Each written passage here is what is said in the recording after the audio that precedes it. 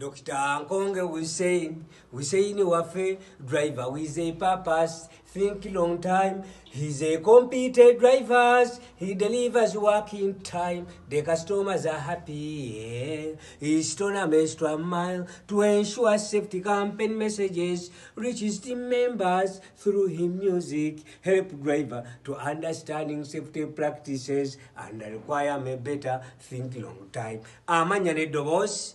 Bampta Dr. Nkonge Hussein Waswa okuva mu London Production Band ndi mukozi okuva mu Nile Brewer'S tusaba amakampani gonna tusomesa safety and music era tuweebwa omukisa ogwo buli alina omukolo gwe ne webambaga birthday function yonna okusobola okuba nti tusobola okusomesa ennyimba eza buli kika kyonna era tusaba kampani yaffe ya Nile Brewer'S okutuwa omukisa ogwo otuukiza ebirooto byaffe.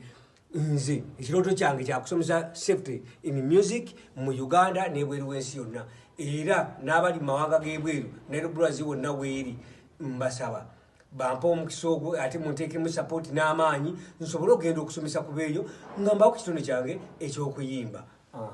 Grow with customer and consumer love. Grow with customer and consumer love. Yeah. Thank you, madam. Okay. Yeah.